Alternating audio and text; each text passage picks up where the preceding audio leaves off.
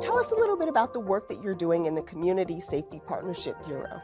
The Community Safety Partnership Bureau started in 2011, and we have dedicated police officers assigned to public housing developments in city parks that have experienced a high rate of crime and in the past a lack of trust with law enforcement. So, what's been the reaction from the community to the work that's being done? The reaction from the community from when we started to where we're at now has been transformational. When we first began, there were folks in the community that didn't believe they were going to have dedicated police officers that wanted to come in and build relationships and work with trust and humanizing one another. How does policing and what you're doing, how does it diffuse racial tensions? Any time that you're willing to understand the cultures of the community that you're working in, and you have an organization and a department that now reflects the community that you're working in, all of that helps build trust and relationships and diffuse tension.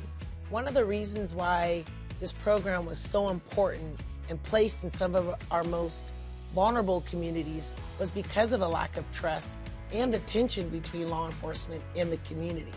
And when the officers set out understanding that they weren't going into these communities to suppress it, but they were actually going into these communities to understand it and make a change and work together, that diffuses that tension and that allows a window for us to come together to make change in the community.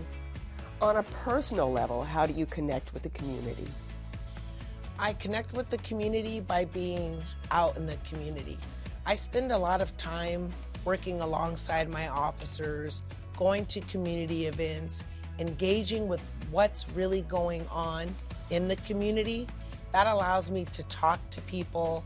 That allows me to understand what's going on, engage how the community is feeling about how they're being policed in our city.